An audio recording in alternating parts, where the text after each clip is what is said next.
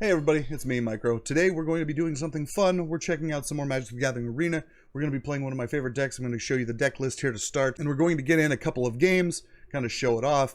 I absolutely love this deck. It's as if we just dropped a whole bunch of dragons into a deck and didn't care, but it somehow works due to a few cards that came out with the Battle for Baldur's Gate set. So we're going to check it out. I'm going to show you the deck list. Like most of my decks, I don't have the resources in order to craft like the most min-maxed deck, but this is something that I was able to craft with some of the materials that I had, and it's doing really well in ranked historic gameplay, so I figured I would show you guys if you want to check it out and try it for yourself. And of course, there's always going to be a few changes that like you could recommend. If you have any recommendations for this deck, let me know in the comments. Just let me know if there's anything that you say, hey, try this. Move this around. Overall, I have found like this is an excellent balance. And of course, there's a few cards that like, you know, that are questionable, but it's all I had when I made it. And it's been getting me up the ladder in rank, so I'm not going to complain. Let's go over the deck list in full, and then we'll get into a few games. So first, of course, I have one Tamiyo Safekeeping, 4 of the Dragon's Fires. Dragon's Fire is an absolute legendary removal card in this deck. Of course, we have 4 Fearsome Whelps because you're going to put Fearsome Whelps in the deck because it's a dragon deck, and reducing the cost of these expensive dragons is something that you're going to want to do. Prize Fight is another card that I might suggest adding 1 or 2 more of if you replace Corlessa, because Prize Fight comes in handy later just to generate that extra piece of treasure, because there is one card in here that requires a piece of mana that we don't have outside of being able to cast it with the mana rocks. And then of course we got the 4 Scaled Nurtures, which tap, add 1 green, you spend this mana to cast a dragon, you gain life. So this helps against aggro decks. We've got 1 Double Major in here. I have found that maybe putting more than 1 might be okay, but holding these in hand early game just end up being dead cards. So I think 1 and choosing to use Double Major at the right moment just wins you the game. And of course we have the 2 Corlessa Scale Singers, which just allow you to look at the top card of your library at any time, and if it's a dragon, you get to play it off the top of the library. We've got 1 Winged Words. Now, this might be another thing that you would trade out some of the Corlessas for. And then, of course, we have our Carnelian Orb, which just basically gives you a mana of any color now in Arena. Usually, when they alchemify a card, it gets worse. These cards became better. So the red orb is going to give your dragons haste. The second you put it on the board, it's got haste, which is fantastic when you're dropping stuff like an Ancient Silver Dragon. Hit him in the face, roll 20, bam, you've got 20 cards in hand. Spit Flame is another amazing removal spell in this deck because, again, the only creatures that you're running are dragons. Spit Flame deals 4 damage to target creature. Whenever a dragon enters the battlefield under control, you may pay 1 red, and if you do, return Spit Flame from the graveyard to your hand. So this is a constant removal. You'll find like late game, if you're able to play multiple dragons in a turn, you can Spit Flame, play a dragon, pull it from the graveyard, Spit Flame again, and just destroy their side of the board. It's hilarious. Maybe 2 of these wouldn't be too bad, but then again, you know, that's iffy because we've already got 4 Dragon's Fire. I really don't think that we need much more removal than that, because the end game isn't so much worried about removing their creatures as it is just flying over their head, hitting for as much damage as possible as quickly as possible. I would say this deck probably has close to a 60% win rate currently, but that changes day to day. That's the luck of the draw. Better be lucky than good, right?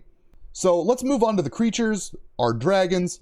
First, I have 1 Atsushi. I might recommend actually putting 2 of those in here, and maybe getting rid of the Imrith? I can never say this dragon's name right, but you get what I'm saying. Elmrith is just there because it's a 5/5. It also has some draw mechanic, which is kind of nice. But generally speaking, as long as you've drawn a whelp, most of these cards you're not going to be paying their full price for. I rarely ever have had to pay full price for any of these dragons. And then we've got 1 Goldspan Dragon, which is another one that you could probably trade out with Ilmrith, or Amberlama Ding Dong, whatever her name is. And you can trade out for Goldspan Dragon. It's got haste already, so you don't need to even have a Carnelian Orb on the board. You just smack him in the face, and now you have a treasure that basically creates 2 mana.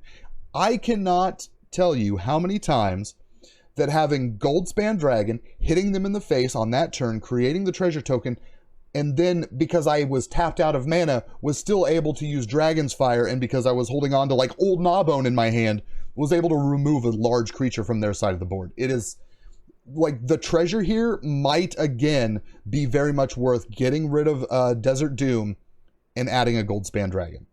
And of course, a very important piece would be a Terror of the Peaks. Now, when, you know, Terror of the Peaks costs an extra 3 life to cast whenever they try to target it. So if they're trying to remove it, they have to pay 3 life, which is great because you're trying to whittle down their health as much as possible. Another really, really good card, and again, possibly another trade out for, you know, Corlessa or Ilmarith, is if you have multiple Kura the Boundless Sky. And the reason for that is the Death Touch. Death Touch adds so much added removal because you just Kura, you hit him with Prize Fight, this dies, you either get another 4/4 body on the board, or you get to search for 3 land and put those into your hand. So if you're like hurting for land, but you got like some big dragons, you didn't get your whelps, or they destroyed the whelps early game, bam, you draw your land so you don't have to worry about drawing into more land later.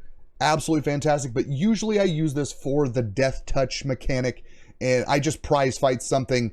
You get the treasure token here, you prize fight this, you kill them, and then you get the extra bonus after Kura dies.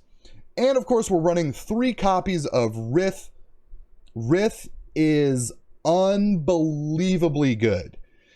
Unbelievably good. Yet again, you have a Rith on the board. It's already got Ward 2 for 5 mana. It's a 5/5 for 5. Now, this is the issue why you need treasure, because if you don't have a treasure or if you don't have an orb on the board, you can't cast Rith, which is problematic. But the payoff for having an orb or having a treasure on the board, casting Rith, and then, say, casting Dragon's Fire with a large creature in your hand or on the board, it deals extra damage, you get an extra 4/4 red dragon. Extra dragons are always good. More dragons is better. Always more dragons. And speaking of more dragons, we're also playing Laughless. Dragon Queen. Whenever another non-token dragon enters the battlefield under your control, create a 5/5 dragon. I've never needed the added mana ability. We have never had to add a fire breathing ability. I've never used Laughless fire breathing, ever.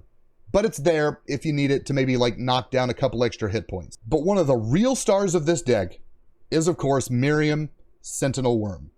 It's flying, it's Ward 2, it's 6/6 for 6. Oh my god! Whenever a non-token dragon enters the battlefield under your control, create a token that's a copy of it, except the token isn't legendary if that dragon is legendary. Miriam is amazing because, let me tell you, nothing feels better than having 2 Goldspan Dragons for the price of 1, 2 Atsushis for the price of 1, 2 Kuras for the price of 1. Terror of the Peaks is huge because I forgot to gloss over this. Because of its secondary ability, whenever another creature enters the battlefield under your control, Terror of the Peaks deals damage equal to that creature's power to any target. So you see where this plays in with Rith, where it plays in with Miriam. When cards are coming into the battlefield and this is triggering off of it, Terror of the Peaks doesn't care if it's a token. So if a token comes into play, you're still cracking out that much damage to any target. You can hit them in the face. You can remove a problematic creature from their side of the board. There's so much that this deck does very well as long as you have the mana base and the cards drawn early to get here. And then, you know, as an added bonus, I threw in Ancient Bronze Dragon. I would much rather have the Copper Dragon, but I don't believe that Copper Dragon is in our colors. It might be. I think it's red. I think it's the only ancient dragon that I don't have is the red one. I would much rather have that, but putting +1/+1 counters on big dragons to make them even bigger also inflates Dragonfire. It's just so good. And of course, Old Gnawbone just there to generate treasure tokens. What's better? You haste up Old Gnawbone, you hit him in the face, you generate treasure tokens, and now you have more treasure tokens to cast more dragons. And then, of course, we have your Ancient Silver Dragons. You hit them in the face, you roll a d20, you draw as many cards as you rolled on the dice.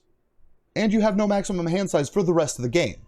So even if you hit them once, that's card advantage. Card advantage is always going to be a thing that wins games, hands down. But here, you know, after the mana base, like I said, we're just going to go over it really quick. Running 3 Boseijus in here, just do it for removal of weird artifacts or enchantments that you can't deal with otherwise. And then of course we're running some pathways. We've got some of the slower duels that gain life to help kind of like offset those more aggro-y decks. And then of course we've got the lands from Midnight Hunt and Crimson Vow that just come into play. If you have 2 or more lands, they're just ready and raring to go. And as I said earlier, also maybe look into getting some of these pain lands simply because it's quicker. And the quicker you have access to mana, the better. Nothing feels worse than on turn 3 having to cast a tap land and not being able to play one of your orbs on turn 3 and be up that mana. It's the worst feeling ever.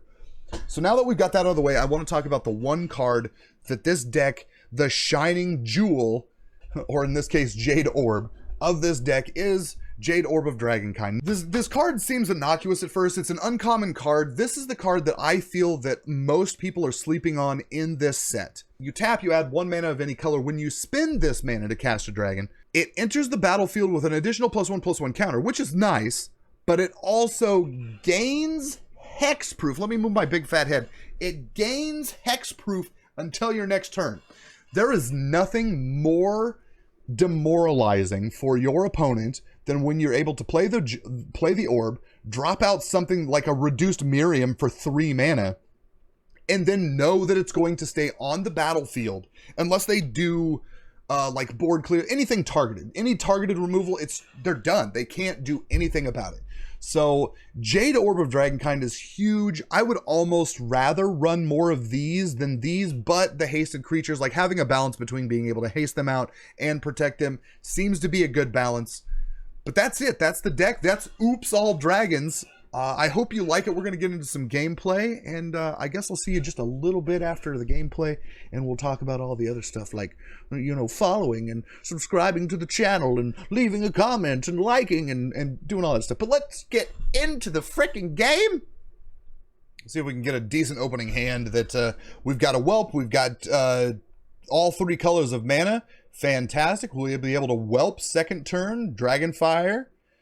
This is good. This is a solid early hand. So we go ahead and play this tapped because we don't have 2 land on the battlefield. Let's see what you got. Okay, it was blue, so we're gonna have to expect a lot of bouncy. Oh, we're doing mill. That's lovely. Okay. I don't mind mill against this deck because if he's only worrying about mill, then we just go aggro. We just grow as hard and as fast as we possibly can against him, and we just roll with it, right? We just keep rolling with it. Sadly, we have a slow here, and then we go here. This doesn't do anything but act as a wall, so we're not even going to worry about it. Hit him in the face. Chances are we're going to see some like discard, or let's see, what is this? Hypnotic Spectre deals damage to opponent that discards a card at random. What do we do here? We can play Terror of the Peaks, which prevents him from attacking, right? Deals damage to opponent, but there's no guarantee that we're not going to be able to play that. So I think right now, so we don't have to discard a card, we're just going to decline revealing any of our hand. We're going to hit this. And we're going to fly over for another one. Now, chances are we're going to regret that, but usually mill and discard. Oh, shit. See, yep, there's the regrets right there. There's Shouldred, which is unfortunate. So what we're going to do is we're going to cast Terror of the Peaks.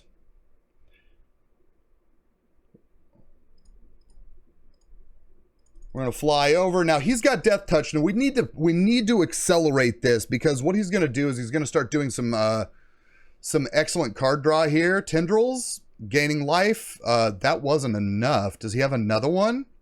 He doesn't. So now here's where we start to win, right? Because we can cast this. Then we cast Miriam.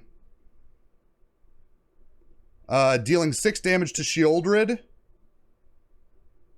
And see, now this is where we start to take off. Exactly. That's what I thought. GG's! Rincewind. Oh, look. I like his name already. I'm going to feel bad trying to beat him. We're not going to beat him. Sadly. This is gonna be a long fight uphill, but we've got the removal. We've got some stuff. We're gonna try to make it work. Let's go ahead and play the Triome, and maybe hopefully get a faster land next turn. Maybe, possibly. Otherwise, we're gonna be playing Scaled Nurture on turn 3, and that hurts. Nope. No faster lands. That's terrible. So yeah, I think like fixing the lands is going to be one of the things that this deck needs. But I just lack the craftable wild cards because we can't dust our cards, unfortunately. That's okay. Looks like we are right on par with them. They're playing some slower lands as well, which is nice. I am curious of what we're running here. Red, green, white with blue. So like maybe if he drops a land that's playing black, we're playing rainbow here.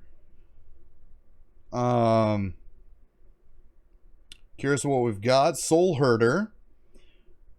Whenever a creature is exiled from the battlefield, put a +1/+1 counter on Shield Herder. At the beginning of your end step, you may exile another target creature you control, then return that card to the battlefield under its control.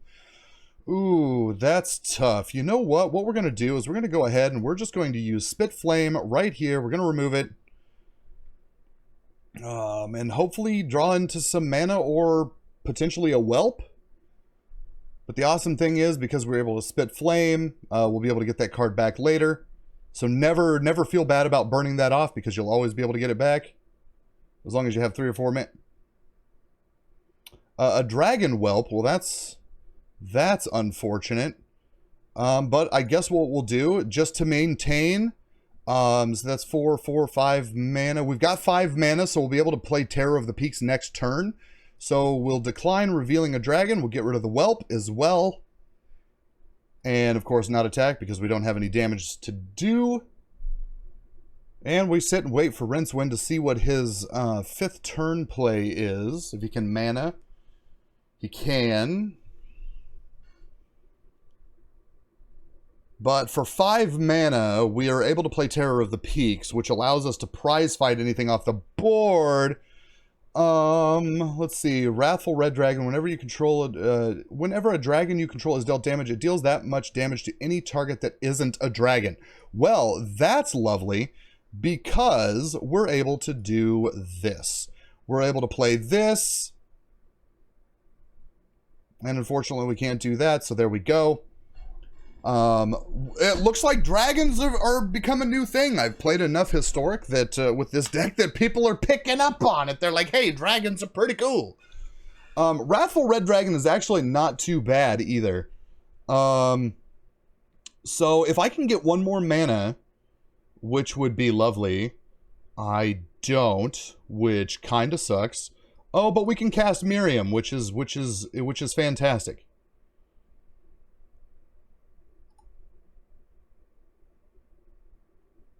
We get rid of that.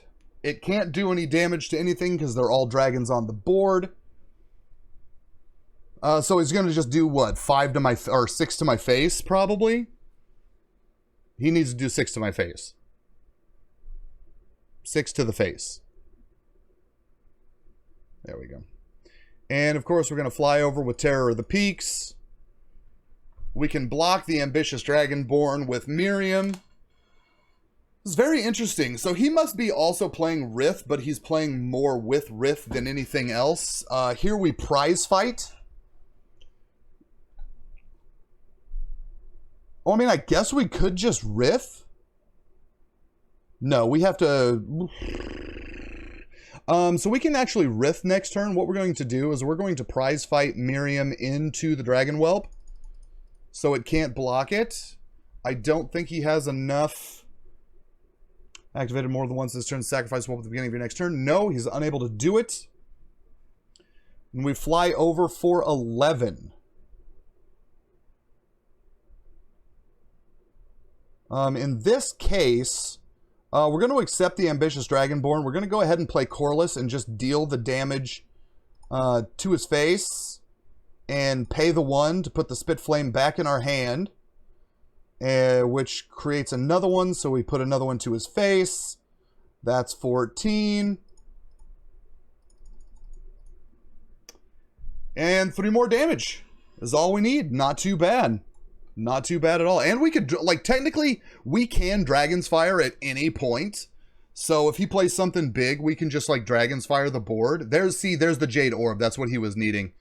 He absolutely needs this. If he gets a flyer, we're not going to be able to get through. Okay, so that's just game.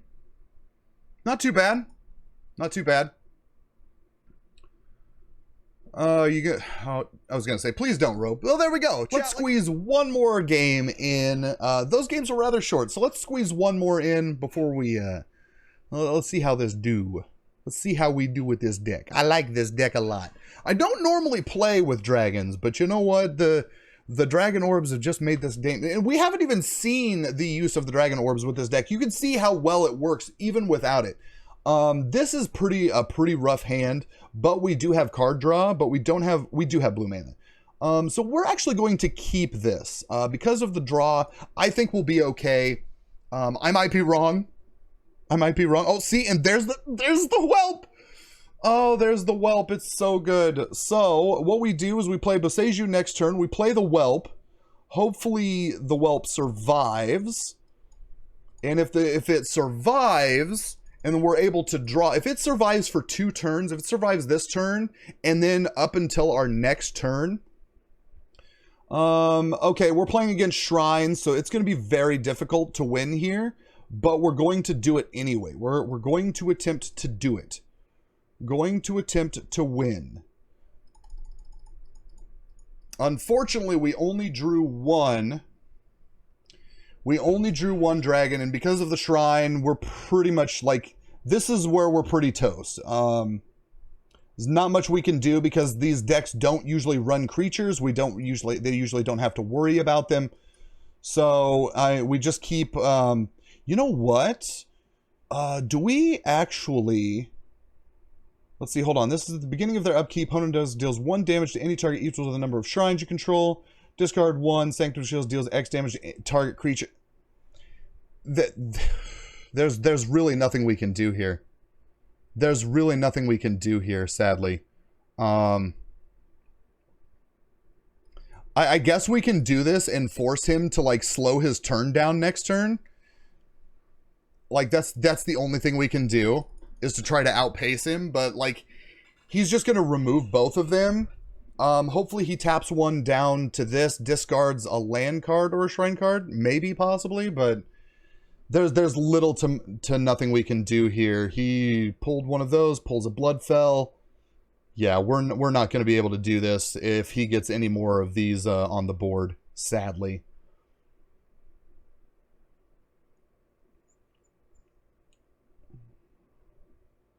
We play this on blue. We play Ilmarith. And see how we do now. Oh, man, this is tough. This is tough. So it's going to do 2, but he has to pay 4 to do it. So he does 3, and then he has to... Oh, then he just taps for 1 and discards a card, and he... Oh, no, he wouldn't be able to because he has to... He wouldn't be able to target it again. So this is actually a good play. But sadly, it's going to lose its ward if we attack with it, which becomes problematic. So we're going to see how this goes. Another Boseiju would be fantastic to get rid of. You don't have ward 4 for that, so that he just wasted his entire turn trying to remove the dragon, which is good. That is fantastic.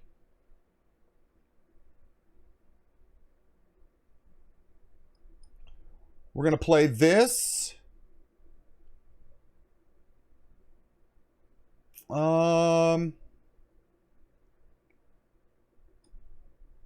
Let's go ahead and cast Kura, and then we're going to wait because it's going to cost him more. I'm not going to attack with this yet.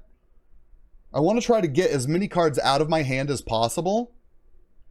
I want to get as many cards out of my hand as possible before we do this. I think we've already have enough land, so what we're going to do, because that's 1, 2, 3, 4, 5, 6, we'll be able to cast Miriam. So now he can't do this. So we're going to go ahead and create another creature token with 6/6. So now he has to really work. I think we've actually won.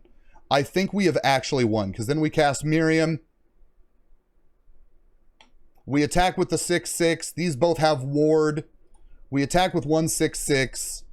Like, usually when I see shrines, usually I start to sweat, but I don't think he can do it. Because both of these have ward, he's going to have to tap down everything he has to try to do any amount of damage. So I think we're good. I think we're good. Because that's 11. My only regret is that we don't have, what is Sanctum of Vault? At the beginning of your upkeep, you may search your library for a graveyard for a shrine, put it into the battlefield. Okay, so he's got tons of stuff here, but he's going to have to, he's going to be able to remove the spirit, which is fine. Removing the spirit is fine.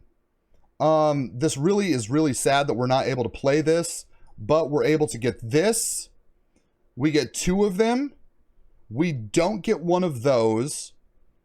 Let's see, creature or planeswalker to target creature enters the battlefield. We're not able to do that, so we're going to attack with this. And now, yet again, he's going to have to use his ward. That's fine. That's fine. He's going to try to go to face with all of this damage now. But I don't think he can turn this around. Let's see. It's going to be a pre-combat phase. Deals X damage. That's fine.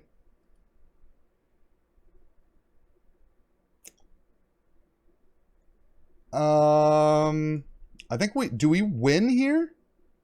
Yeah, we win. Awesome. Awesome. Wait a minute. Tap target creature with this ability. Costs 1 less for each shrine you control, but he's got to do this. Okay. Alright. Oh, he still might win. He still might be able to win here.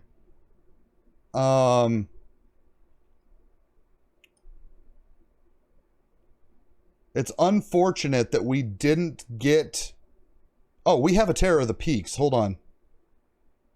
And he has to pay for 4 for that, right? Right. And he has to pay 4 for that?